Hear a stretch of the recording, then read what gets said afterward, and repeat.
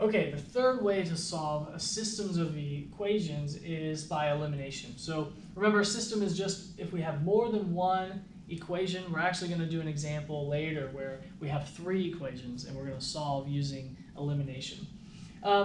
Elimination is my favorite. I think it's the easiest. It's kind of like solving a puzzle. So if you're nerdy and you like puzzles, then you may like this way the best. Now the first one is a lot easier, but the second one will get a little more challenging.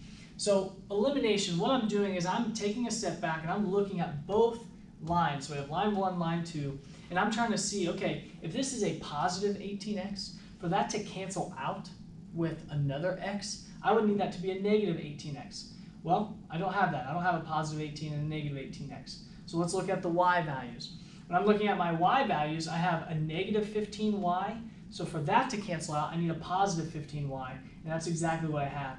Meaning that if I were to just draw a line here and add these 2 lines together, 18x minus a 9x, I'm going to get a 9x. A negative 15y plus a 15y, those cancel out, and I get 0, so those are gone. So I get 9x equals 3 plus 6 is 9.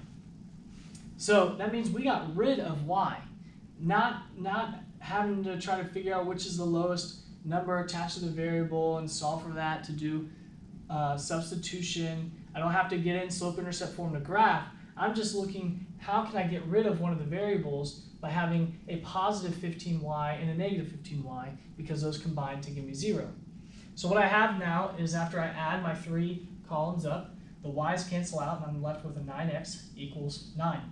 Now when I solve this, obviously I'm going to divide by 9. So x is going to equal 1. Now remember though, we're looking for a coordinate point. So we want x comma y, so we want 1 comma something. But all I have to do to find that is to pick either line 1 or 2. Doesn't matter which one. And you're going to replace x with 1. So looking at this, I don't know, let's just do line 2. So as a reminder, just so you can follow me, I'm going to say, hey, I'm using line 2, and I'm going to replace everywhere I have an x with 1. So this is a negative 9 instead of x. It's going to be a negative 9 times 1 plus 15y equals 6. So I just used line 2. I replaced x with the 1 that we found that x equals.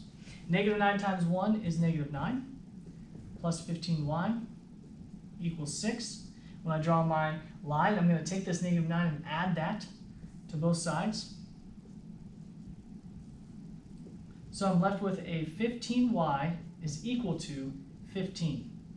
Here, when I divide both sides by 15, I'm going to get that y equals 1. So now I finally have my coordinate point.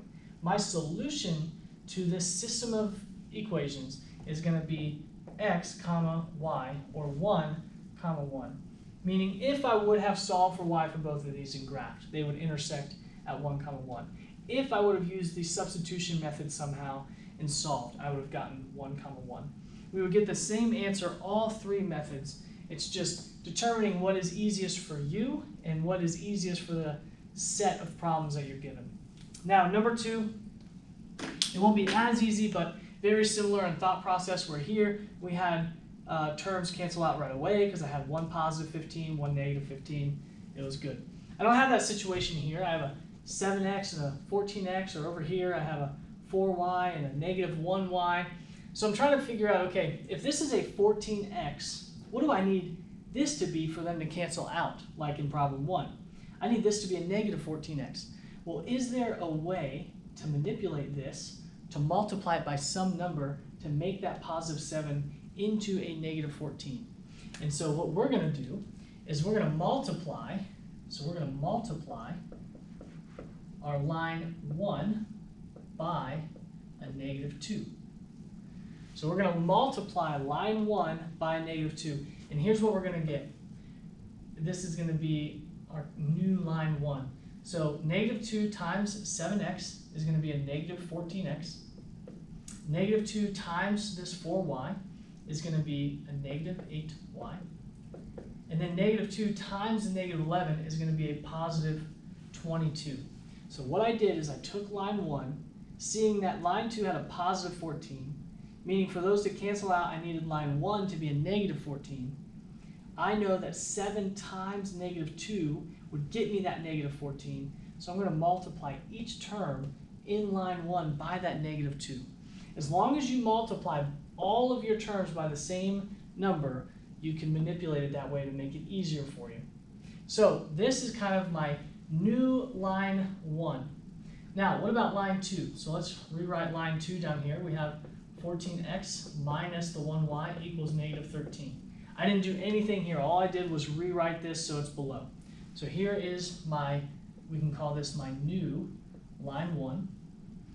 And I have lines 1 and 2 now. See how our x values cancel out? So the positive 14x and a negative 14x.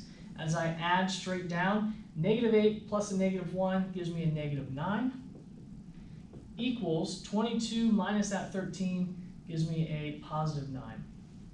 So when I divide both sides by this negative 9, be careful with your signs, I get that y equals a negative 1. So again, that's half of our answer. We want not what a negative 1 or what y equals, but we want what x equals as well.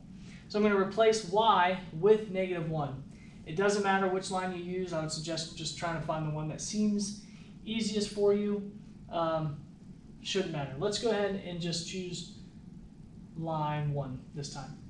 So what I'm going to do is I'm going to take line 1 and I'm going to replace or substitute everywhere I have a y with a negative 1. So my line 1, I'm going to have 7 times x plus 4 times y, but y is negative 1, and this is equal to a negative 11. So let's go ahead and solve here. So 4 times negative 1, I'm left with 7x minus 4 equals negative 11. Adding this to both sides, I'm going to add 4 to both sides. And so I get that 7x equals negative 7. After I divide both sides by x, again being careful with the signs, I get that x equals a negative 1. So it means my solution, my x comma y, is going to be a negative 1 comma negative 1. So if I were to graph those or solve using substitution or any other method, I would get negative 1 comma negative 1.